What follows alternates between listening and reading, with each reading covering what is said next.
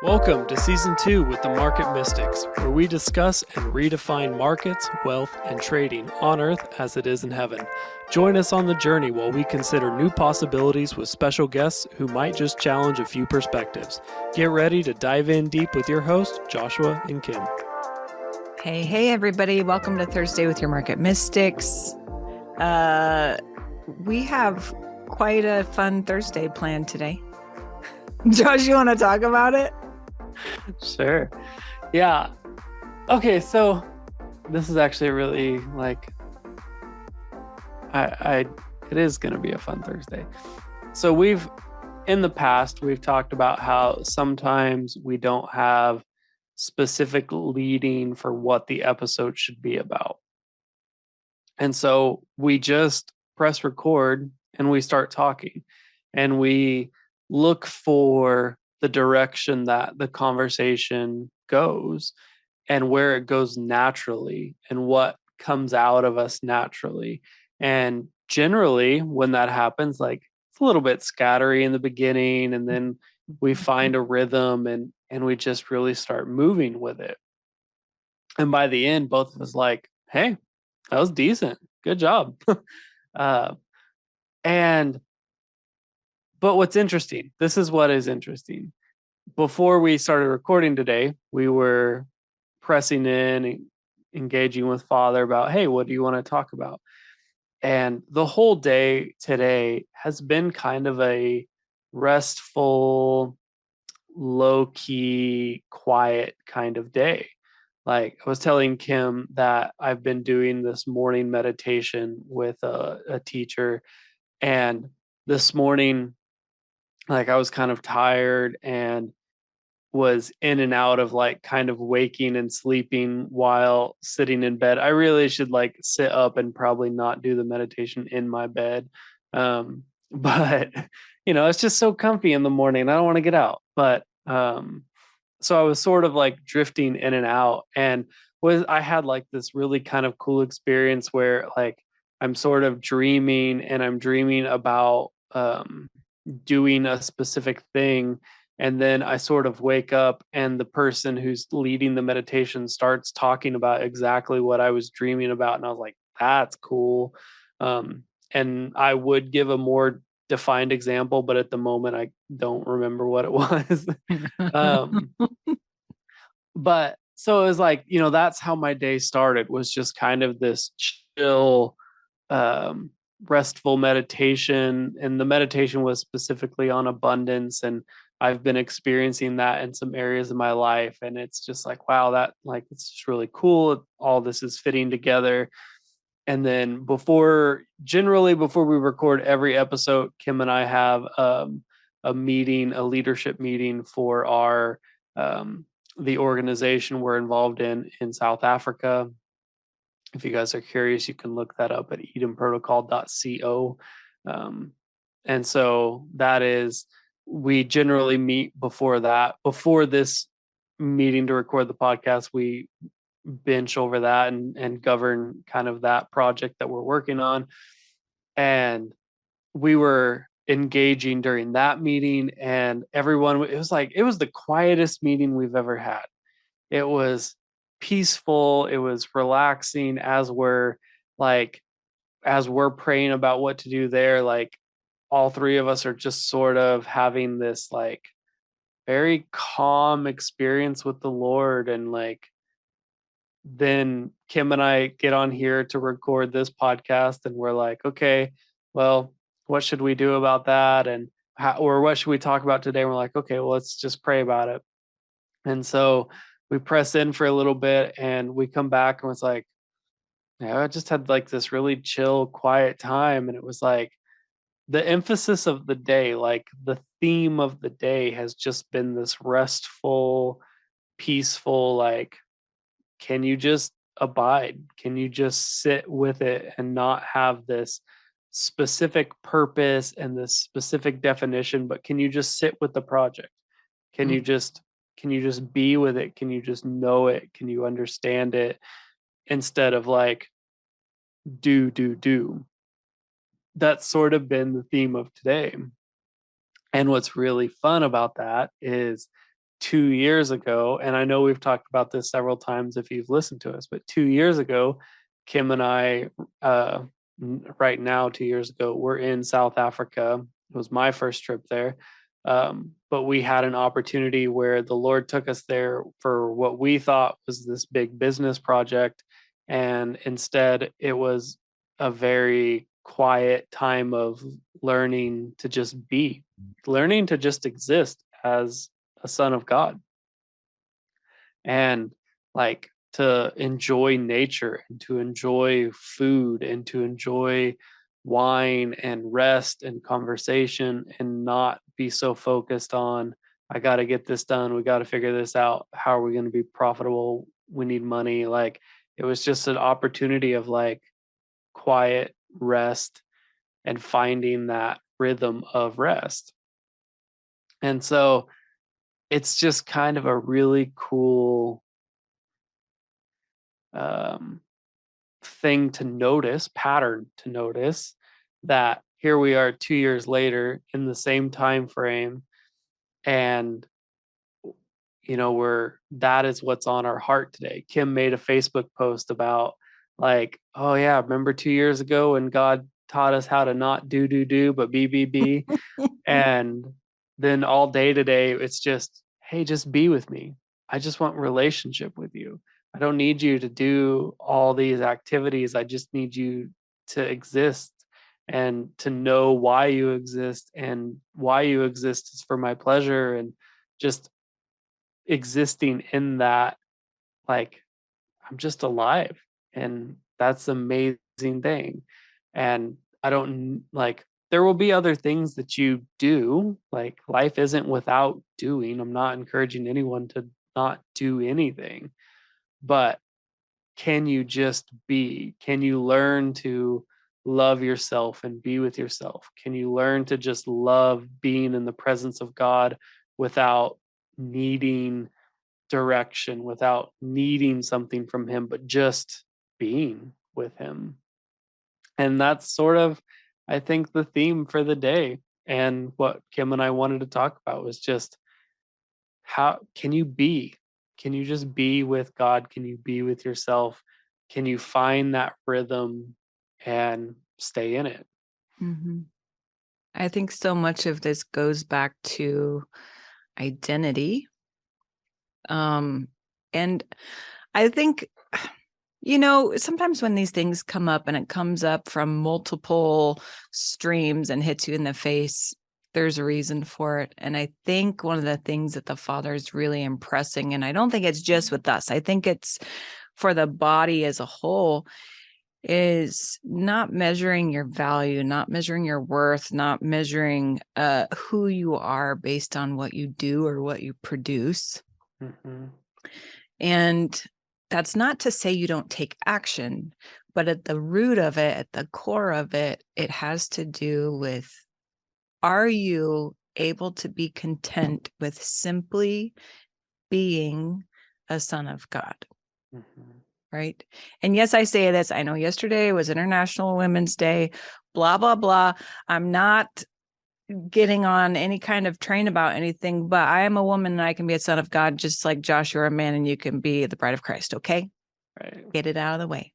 All Yeah, right. it's really just saying offspring. Like, Right. So can you exist without having to do? Like, can you be mhm. content in simply existing as a son of God? Like, if Find there, value. right, if there was nothing else, can you be okay with that? And I think this is where he's really drawing us back to, like, Mm. just being with him. Like, the relationship is so important to him. And as that's established, then he opens up things for you to do, but it's all based out of that relationship. It's not based out of doing it to please him. It is based out of him being pleased with you and having you do something. Mm. If that kind of makes sense. It's just kind of flipping a paradigm. However, it will change everything. This is what Mhm. I have to say. So you mentioned this. We were in South Africa for a month 2 years ago. Super fun time, super not what we expected. I'll tell you, I just came out of a 15-year career managing ministry, among other things as well. I mean, this is like a month after I left this career, and I'm busy all the time. There's not a night that I don't have something scheduled. I have meetings immediately after work. I have meetings over my lunch break. I have blah, blah, blah, blah, blah. Right. So we go, and we know that we're going because the Lord has drawn us together with our friend out there who is now family, essentially. And we're going to work on this project and to allow the Lord to work through us to get this going. And it was one of the most humbling experiences, because truly we traveled halfway across the world to go and him force us into rest. Because I'm going to speak for myself, and you can speak for yourself, Joshua. I was so rooted in the do. And I even know about identity. I know about identity in the Lord, and I had been working on it, but I wasn't sourcing from that place. Mm-hmm. I was doing because I want to please him, not because of who I am, if that makes any sense. And so he really did. He really he did this real like drastic thing and pulled us out of our paradigm and into this other where we had no direction but to seek him and to listen. And in that, because we had nothing to do but listen, he told us, rest, learn how to be without all of the noise of everything else. And in that month, things shifted. I mean, that's where we started functioning from. We started in rest, we operated from rest, and we ended in rest.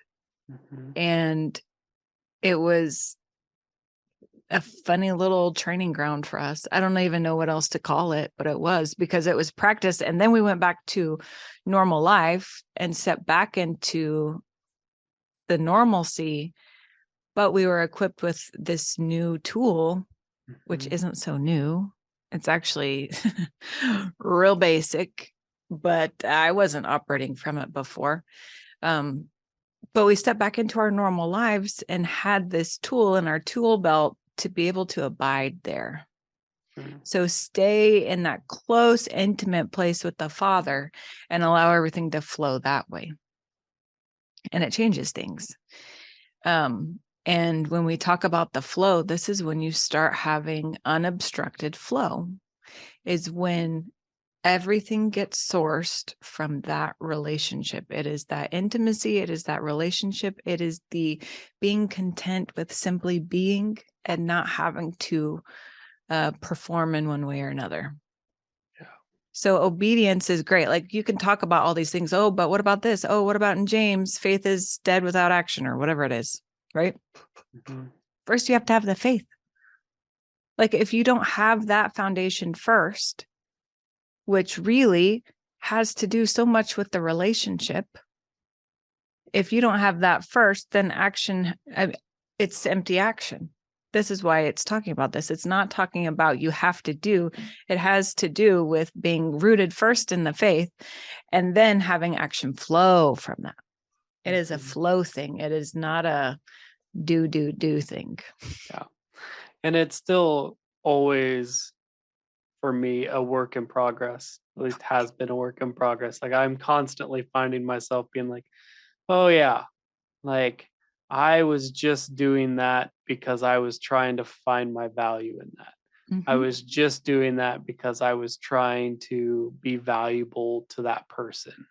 And it can be a hard thing to root out of your life when everything you've ever known and done is in the value of what you can produce, instead of just being valuable for existing and then producing from that. I think it's cool. When we got back from that trip 2 years ago, we talked a lot about rest with each other and with the people we were around. And one of the things that the Lord showed Kim was these acronyms.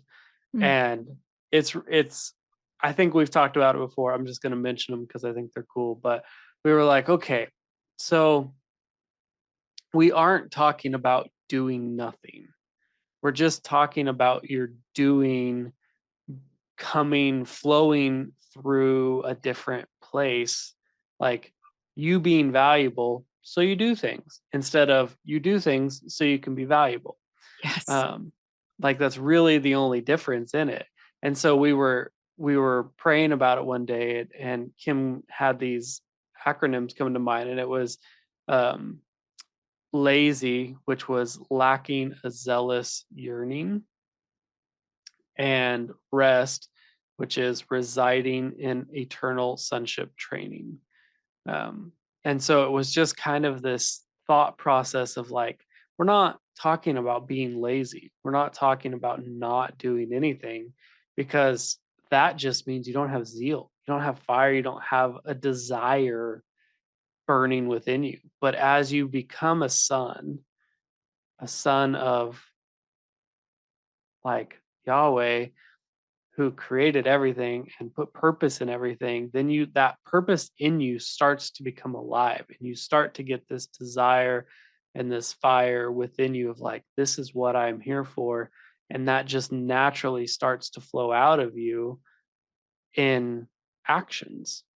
Mhm. And so I just wanted to mention that because I think that it's an important distinction of what we're talking about. It's that subtle difference between doing to be valuable and being valuable so you do. I think that is it. Like those two little phrases that describes it so well.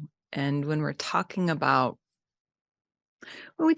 finding the flow, I mean, if we take it back to this concept of rest, um, I I can remember just one moment after it was a few months after we got back from South Africa on that trip. It was like the rest trip, right? And I was doing dishes. We had people over and there were a lot of dishes. And I was not happy about it. Just truth. I was the only one in there doing them. And I was like ready to get real grumbly about it and like, that kind. I don't know if anybody Mhm. else cleans that way. That happens sometimes with me. And I like got this real check. I don't know if it was the Father like nudging me or if it was me like just being reminded of this training essentially that we had gone through. And it was just this reminder that, hey, you're doing this because you're doing, like, Mhm. you're not doing this out of rest. And so it was just a simple mindset shift. Like truly, I thought, oh, I'm really stepping out of rest in doing this. And it's making me like real grumbly, like crabby. You don't want to be around me when I'm like that. Like just, Mhm. stay clear. And which then makes it worse because I don't get any help, right? You create these like systems around you. And so I just had that quick mindset shift. And I thought, I need to be able to do this from rest. Like it really is important. And if I don't use the training that I got, then everything will just go back to the way it was. And I don't believe that the Father teaches us things or leads us down a certain path just so that we can go back to the status quo. I actually think it's for advancement. And so I just tapped back into that place of rest. You know what I mean? I focus my mind on the Father. I focus my heart on the Father. I focus my spirit, whatever you want to call that focus and that place of rest, and let it flow. And then I did the dishes and I was fine. And guess who wasn't grumbling anymore? Me. I wasn't, because it didn't matter. I can do the dishes and be perfectly content. And it doesn't have to turn into some big ball of negative energy. It can just get done, and I can allow other people to rest as well while I'm doing it from a place of rest. It's just this, it's a positioning, it's a posture, it is a mindset shift. That's what this rest is. And you'd be amazed what can start flowing if you just reside there and you allow, maybe I would just say, you don't become the clog in the pipe. That's good. Right. That's good. And do I fall into it still? I do. But I Yeah, of also course. have people, this was the benefit of going through this with other people. So it was Josh, it was our friend Francois, and it was his wife Melise, and we were all just kind of on this journey together. And it was, I mean, it was bumpy and it wasn't the most beautiful thing, but it wound up beautiful, right? It was this wonderful thing. But I also am able to recognize in these people when they might not be operating from a place of rest. And we've established a relationship so that we can be pretty transparent about it and check one another when it needs to be done. And it's not in a rude way. But if we go back to even our just recent conversation about community, these are the kinds of things that community is so important for. Like, are you slipping away from the ways in which the Lord has been leading you? And do you have people around you who can kind of nudge you back into the flow, onto the path, whatever it is that you want to call it? But I find it so helpful. And it's the same the other way. I'm not just checking people. People are checking me. Yeah. That's good. I think my mind is just going into like this, learn to be with yourself. That's kind of the episode on Monday with Sean Mm. was talking about meditation and just learning to see your patterns and things.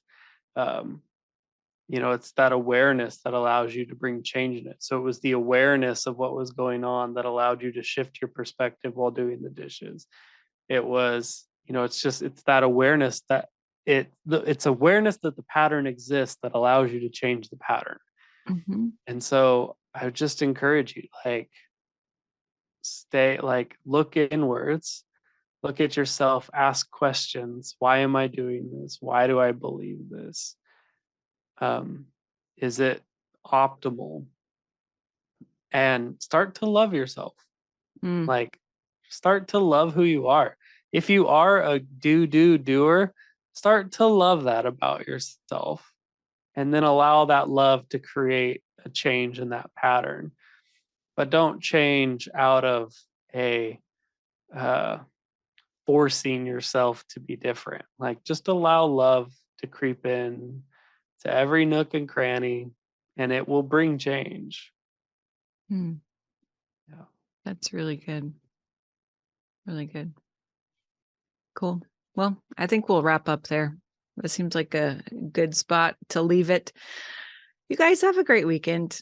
Mm. Thanks for joining. We'll see you back on Monday. I don't know what's going to be on Monday either. So we'll just play it by ear. Lucky you guys. Sounds good. Bye, guys. Bye. Thank you for sticking around. Listen for new episodes every Monday and Thursday. Find us on all social media platforms by searching for Market Mystics. Don't forget to follow and subscribe. Visit upperroomcd.com where you can find more information about the hosts, projects, and guests. Go deeper by booking a coaching appointment focused on redefining identity and wealth in your life. See you next time.